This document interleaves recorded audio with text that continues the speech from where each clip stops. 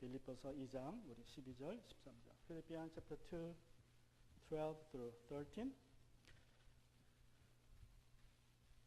We've been talking about spiritual maturity or changes of our lives. 우리가 2주 전에 영적 성숙에 대하여 또 영적인 변화에 대해서 같이 나누고 있습니다.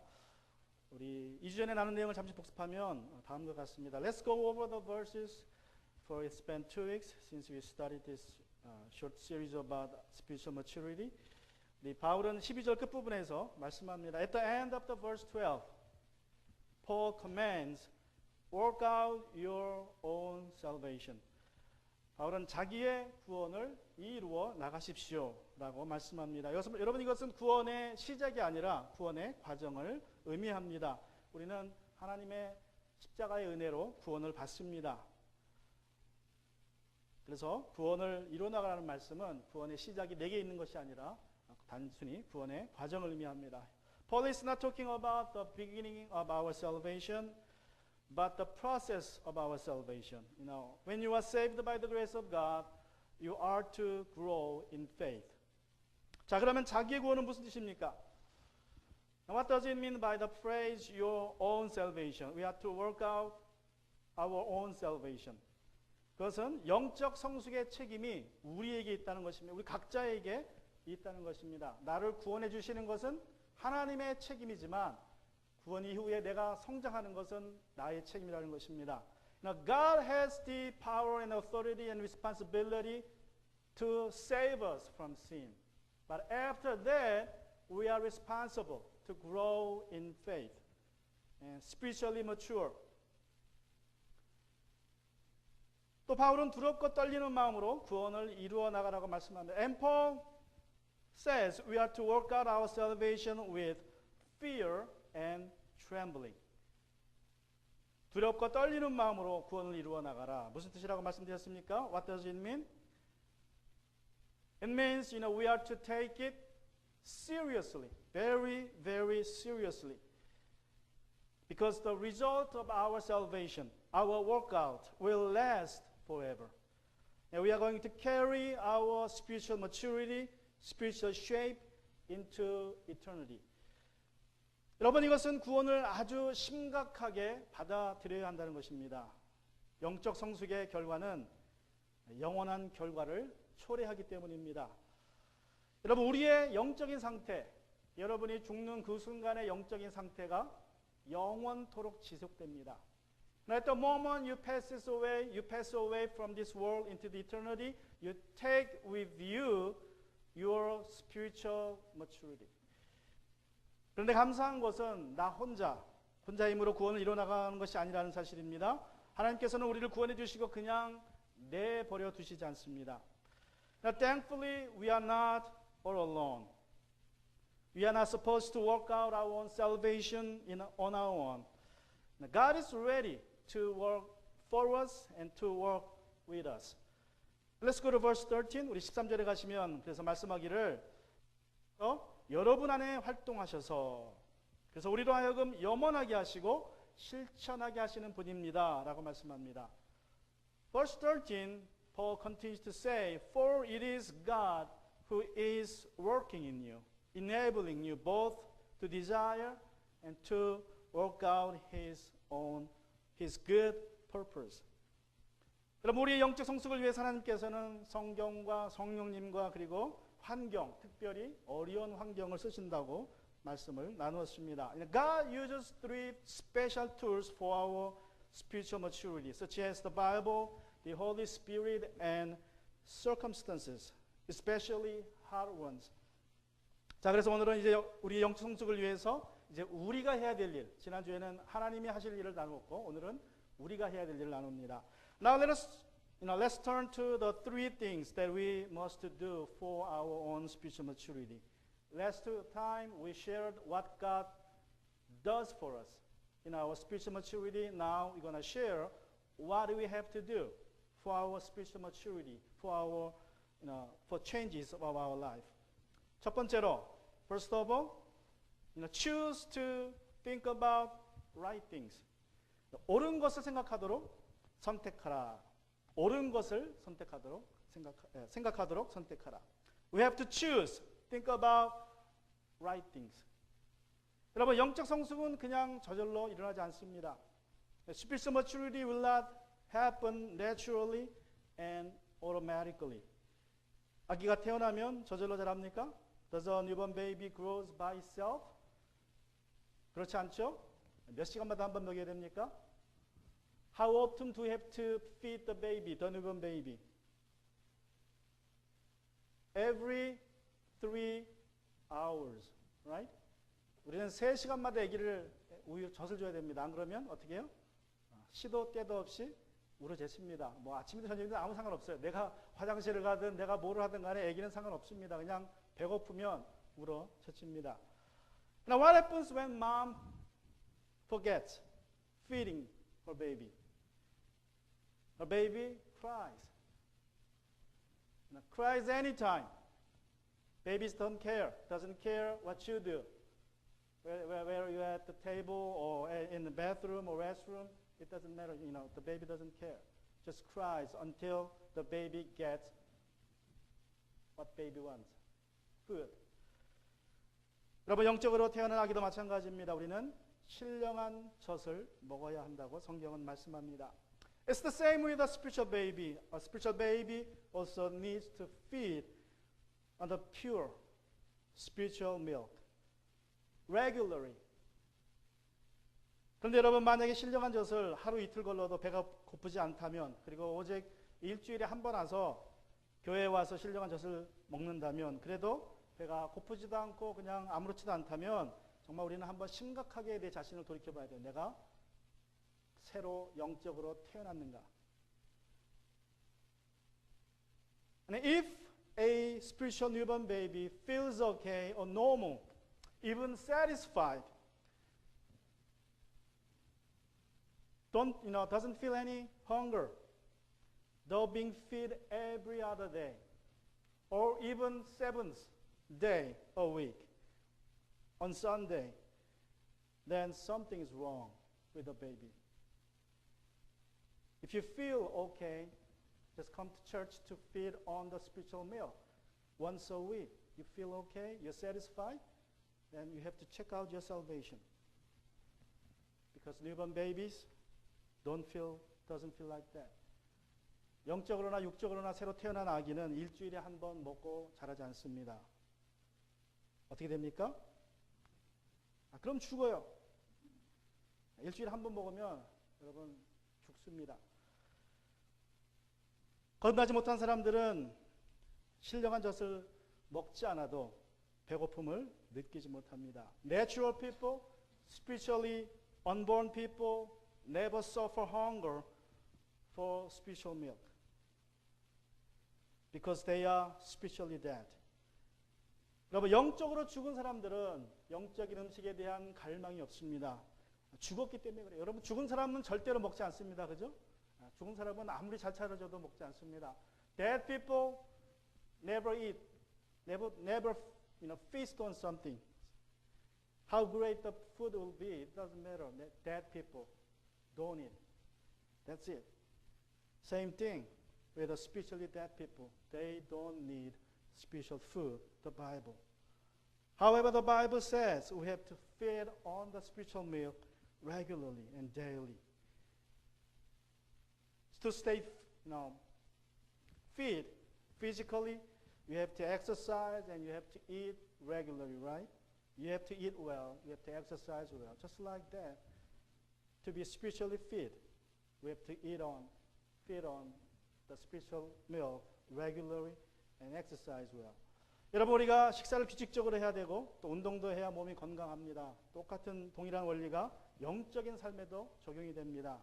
영적으로 신령한 젖을 규칙적으로 먹어야 하고 그리고 운동을 해야 됩니다. 1 Peter chapter 2 verse 2 says, 우리 베드로전서 2장 2절에 보시면 말씀합니다.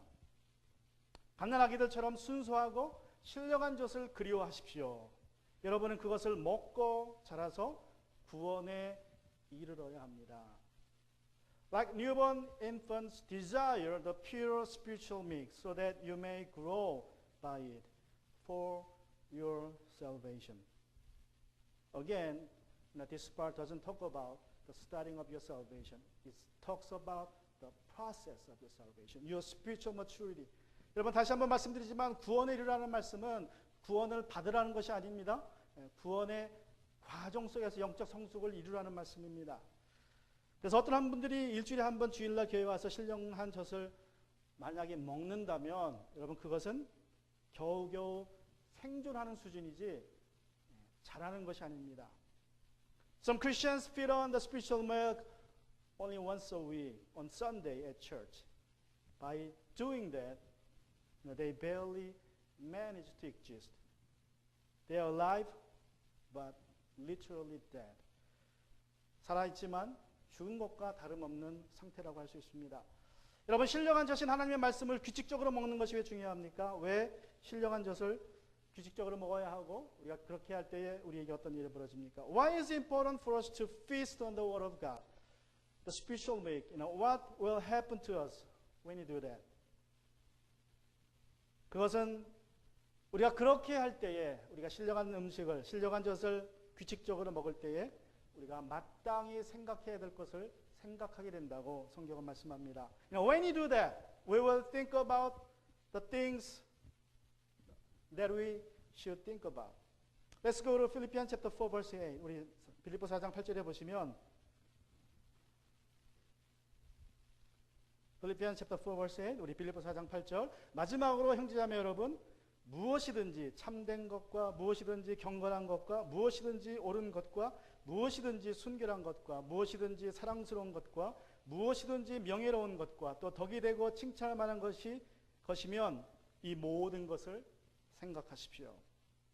Finally, brothers, whatever is true, whatever is noble, whatever is right, whatever is pure, whatever is lovely, whatever is admirable, if anything is excellent and praiseworthy, think about such things.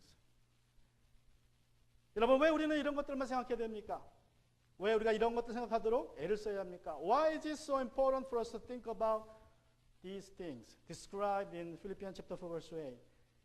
Proverbs chapter 4 verse 28 says, 우리 잠언서 4장 23절에 보시면 그 무엇보다도 너는 내 마음을 지켜라. 그 마음이 바로 생명의 근원이기 때문이다 말씀합니다. Guard your heart above all else, for it is the source of life.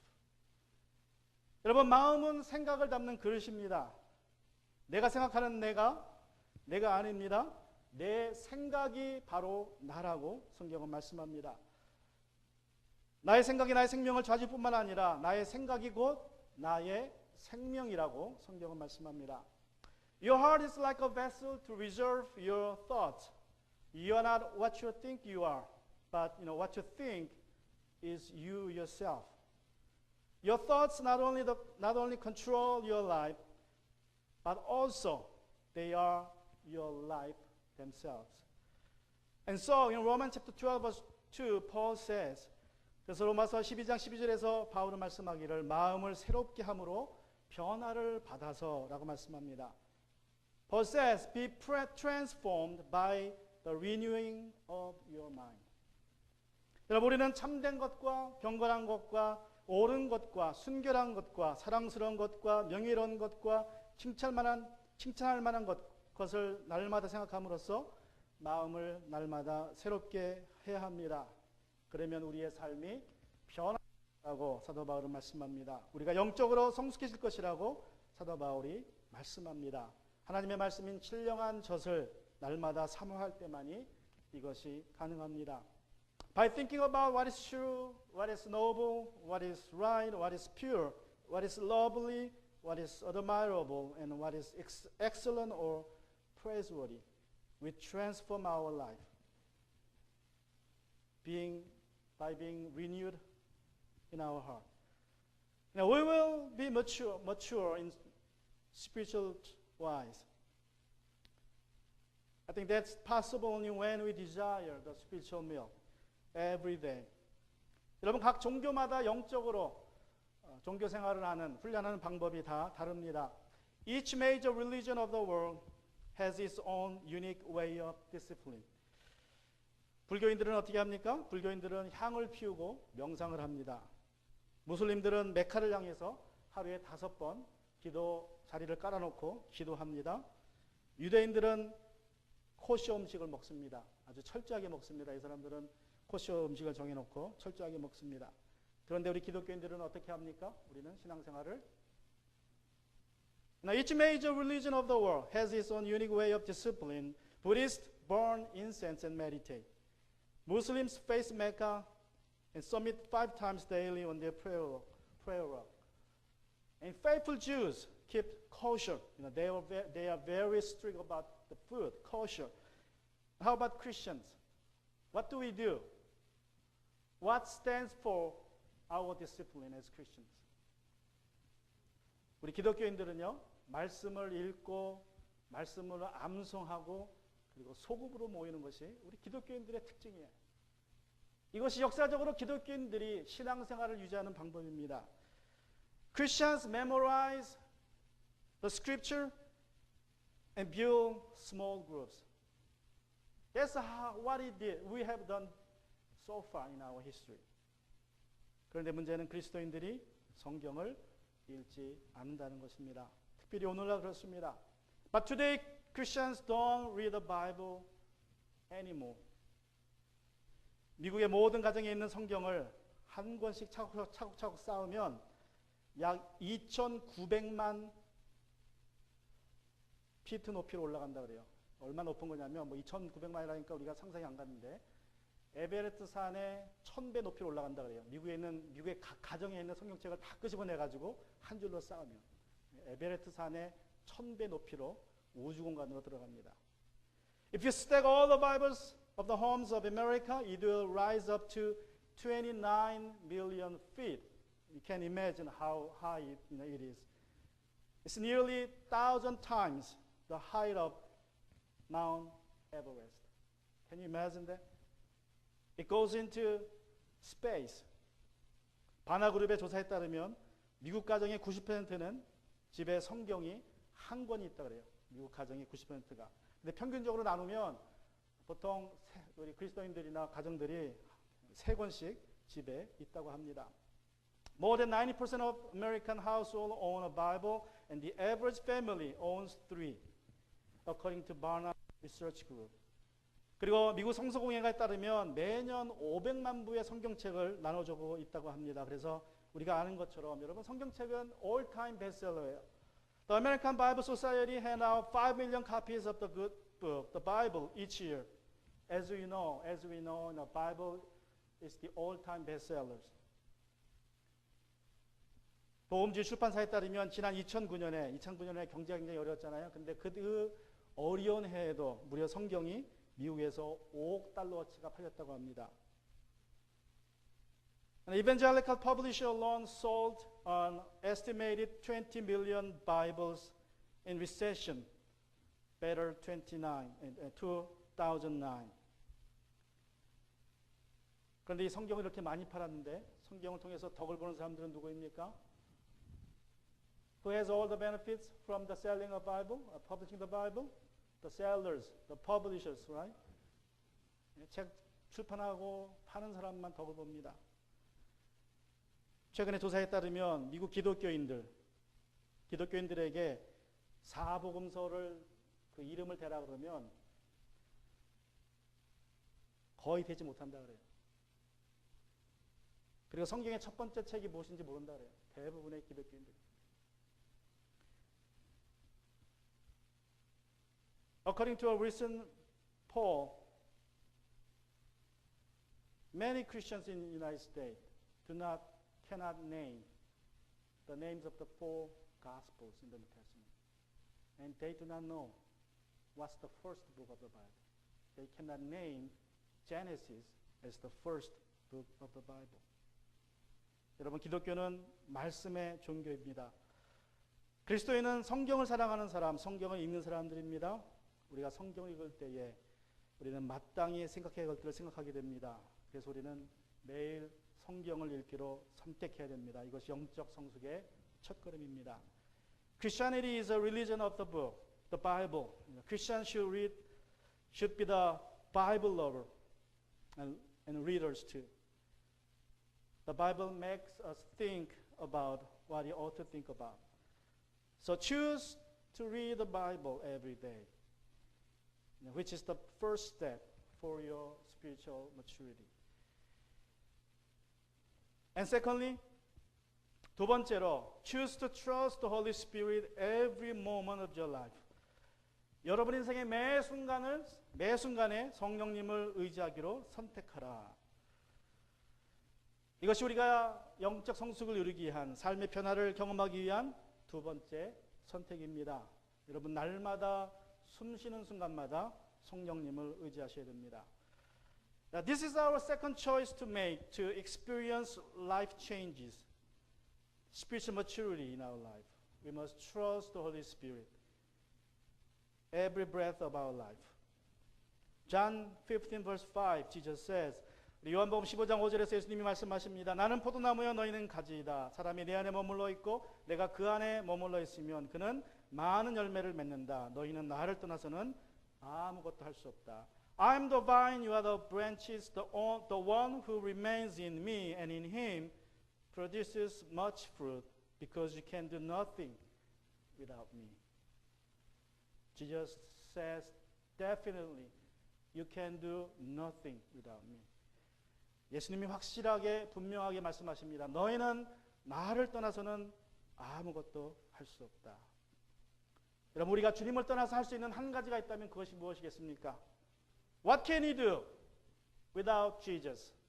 There's only one thing we can do without Jesus, that is sin. 우리가 주님을 떠나서 하는 한 가지, 주님을 떠나서 열매 맺는 한 가지는 죄밖에 없습니다. 우리가 주님 안에 머물러 있지 않을 때에는 죄악의 열매가 맺혀지지만 주님께 붙어 있으면 성령의 열매가 맺혀집니다. 그래서 예수님은 내 안에 머물러 있으라고 말씀하십니다. 매 순간 우리와 함께 하시는 성령님을 의지하라는 말씀입니다. Now when you don't remain in Jesus, we will bear the fruits of sin. But when you remain in Him, we will bear the fruits of the Holy Spirit. I believe that's why Jesus commands us to remain in Him. In other words, we trust the Holy Spirit every moment of our life. Then how can we do that? 그럼 어떻게 우리가 매 순간 성령님을 의지할 수 있습니까? 그것이 바로 기도라고 성경은 말씀합니다. Through prayers, the Bible says. Now that's why Paul, the apostle, commands us to pray constantly in 1 Thessalonians chapter 5, verse 17. 사도 바울은 기도를 통해서 우리가 주님과 함께 할 수 있다고, 주님 안에 머물 수 있다고, 성령을 의지할 수 있다고 말씀하십니다. 그래서 데살로니가전서 5장 11절에서 끊임없이 기도하십시오라고 명령합니다. 여러분 신약 성경에는 이와 비슷한 명령들이 여러 번 나옵니다. And we find the same command repeated several times in the New Testament. In Luke chapter 18 verse 1, by a parable of through a parable Jesus commands us to pray always. 누가복음 18장 1절에서는 예수님은 비유를 통해서 우리가 항상 기도해야 된다고 말씀합니다. And Ephesians chapter 6:18, Paul again commands us to pray all the time in the Spirit. 에베소서 6장 18절에서는 바울은 온갖 기도와 간구로 언제나 성령 안에서 기도하십시오 명령합니다. In Romans chapter 12 verse 12, Paul commands us to be persistent in prayer. 로마서 12장 12절에서는 기도를 꾸준히 하십시오라고 명령하고 있습니다. 여러분 성령님은 우리를 모든 진리 가운데 인도하시는 분입니다. 성령님은 예수님의 말씀을 받아서 우리에게 전해주시는 분이십니다. The Holy Spirit guides us into all the truth. And the Holy Spirit delivers the message of Jesus to us. And Galatians chapter 5, 16 commands us to walk by the Holy Spirit. 그래서 갈라디아서 5장 16절은 말씀하기를 명령하기를 여러분은 성령께서 인도하여 주시는 대로 살아가십시오라고 명령합니다. 여러분 처음 길을 갈 때에 우리가 GPS를 사용하면 큰 도움이 됩니다. 그렇죠? Now when you go somewhere for the first time, when you drive somewhere for the first time, you use GPS, right? It's a big help. But no matter how updated it is, no matter how great it is, accurate it is useless unless you trust your GPS, right? 여러분 GPS가 아무리 좋고 아무리 최신형이라 그래도 여러분이 GPS가 하는 말대로 순종하지 않으면 쓸데없습니다. 제가 기억하기로는 아주 오래전에 한 10년도 넘 오래전에 GPS를 처음 사용했을 때 일이 기억이 납니다. GPS가 뭐 이쪽 하라 그러는데 제가 보는 길하고는 너무 틀린 거예요. 그래서 이거를 이대로 가야 되나 말아야 되나 막 주저하다가 그냥 안 갔어요. 그랬더니 엉뚱한 데로 빠지더라고요. 나가라 할 때 나갔어야 되는데. I remember my first experience with GPS about 10 years ago. It told me to make a turn and I saw, looking at the road, it didn't look like, so I hesitated. Finally, I missed that turn and I ended up somewhere where I don't know. 여러분, GPS가 아무리 좋아도 여러분이 순종하지 않으면 별 쓸모가 없습니다. 마찬가지로 성령님께서 우리에게 말씀하실 때에 하나님께서 성경을 통하여 말씀하실 때에 여러분이 순종하지 않는다면 의미가 없습니다. Just like that, if you don't like to obey what the Holy Spirit says through the Bible, then it's useless. The Holy Spirit is the one who guides us to spiritual maturity, becoming like Jesus. And He knows where to turn for which direction. So we have to trust Him all the time. 성령님께서는 우리를 영적 성숙으로 인도해 주시는 분입니다. 예수님을 닮도록 인도해 주시는 분입니다. 우리가 어느 쪽으로 가야 할지 말씀해 주실 때에 성령님을 신뢰해야 됩니다. And thirdly, 세 번째로, you have to choose to react in faith to circumstances. 세 번째로, 환경에 믿음으로 반응하기로 선택하라. 이것이 우리가 세 번째 해야 될 일입니다.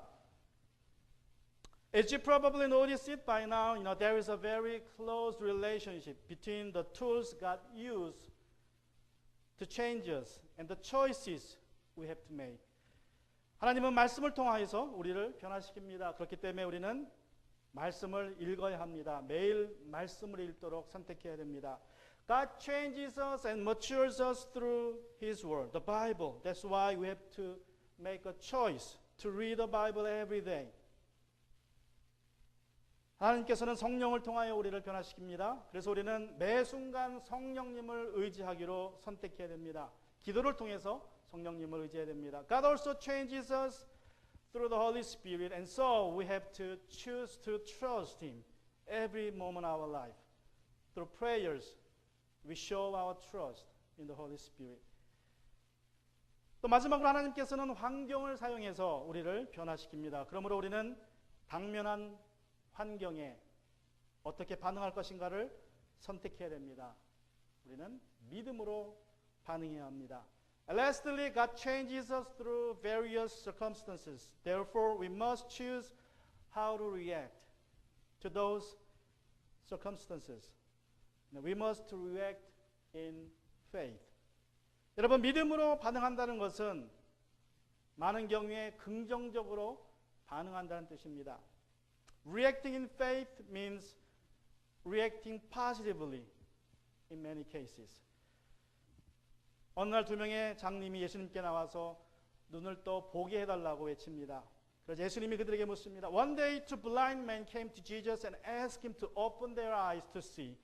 Then He asked them in Matthew chapter 9, 28 and 29. 우리 마태복음 9장 28절과 29절에 보시면 예수님이 묻습니다. 너희는 내가 이 일을 할 수 있느냐고 믿느냐? 그러자 그들이 예, 주님이라고 외칩니다. He asked them, do you believe that I can do this? I can open your eyes? And they reacted, yes, Lord. Then the Lord said to them in verse 29. 그러자 29절에서 이렇게 말씀하십니다. 너희 믿음대로 되라. 너희 믿음대로 되라. Let it be done for you according to your faith. 여러분, 믿음이란 긍정하는 것입니다. 예수님께서 하실 수 있다고 믿는 것입니다. Faith is being positive, believing that Jesus can do and will do something for us. 그러나 또한 믿음으로 반응한다는 것은 어떤 상황에서든지 주님의 뜻을 따르기로 선택한다는 뜻입니다. Faith also means choosing to follow the Lord's will under any circumstance. 어떤 경우에 주님의 뜻은 우리의 긍정적인 믿음과 맞아떨어집니다. 그때 우리는 행복합니다. 내가 원하는 대로 주님이 해주시니까. In some cases, His will and our being positive in faith, comes together. They come together perfectly, which make us happy. But in other cases, His will goes against us, against our will. Nevertheless, having faith in such a situation is choosing to follow His will. 그런데 어떤 때에는 내 뜻과 반대 방향으로 주님의 뜻이 올 때도 있습니다. 그럼에도 불구하고 주님의 뜻을 구하는 것이, 따르는 것이 믿음입니다. In Romans chapter 14 verse 8 Paul says, 우리 로마서 14장 8절에서 바울이 말하기를, 우리 한번 같이 읽을까요? 우리는 살아도 주님을 위해 살고 죽어도 주님을 위하여 죽습니다. 그러므로 우리는 살든지 죽든지 주님의 것입니다. Let's read it in English all together. If we live for the Lord, and if we die for the Lord. Therefore, whether we live or die, we belong to the Lord. 내가 살든지 죽든지, 내가 살든지 죽든지, 내 긍정이 믿음대로 살든지 아니면 반대로 죽게 되든지 주님을 위해서 그렇게 하는 것이 믿음이라는 것입니다. If we live according to our positive faith, or if we die according to His will, we do it for the Lord. That's faith. 여러분, 인생의 10%는 나에게 벌어지는 사건들이고 나머지 90%는 내가 그 사건들을 어떻게 반응하느냐로 채워진다고 말합니다. 10% of our life consists of what happens to us, and the rest, 90% of it, how I react. 어떤 이름을 알 수 없는 사람이 쓴 글입니다. 제목은 나는 오늘 어떤 날로 선택해야 하나. Let me share with you a short writing by an anonymous writer titled What kind of day shall I choose today? 오늘 나는 내 건강에 대해 불평할 수도 있고 아니면 살아있다는 것을 기뻐할 수 있다. Today I can complain about my health or I can celebrate being alive. 비가 온다고 불평할 수도 있고 아니면 비로 인해 자라는 모든 것 때문에 기뻐할 수 있다. Today I can mourn that it is raining or be joyful at all that grows from the rain. 오늘 나는 내가 갖지 않은 모든 것을 아쉬워할 수도 있고 아니면 내가 한 모든 일에 대해 기뻐할 수도 있다. Today I can regret all I don't have or rejoice in everything I do. 오늘 나는 내가 이룬 모든 것에 대해 애통해할 수 있고 아니면 앞으로 받을 것을 열심으로 기대할 수도 있다. Today I can mourn everything I have lost or eagerly anticipate what's to come. 오늘 나는 일을 가야 함에 불평할 수도 있고 아니면 다닐 직장이 있음을 축하할 수도 있다. Today I can complain that I have to work or celebrate having a job to go to. 오늘 나는 아이들이 어질러온 것을 보고 화를 낼 수도 있고 아니면 가족이 있음에 감사할 수도 있다. Today I can resent the mess the kids make or give thanks that I have a family. 오늘 나는 집안일로 오는 소리를 낼 수도 있고 아니면 가정이 있음을 기뻐할 수도 있다. Today I can whine about the housework or celebrate having a home.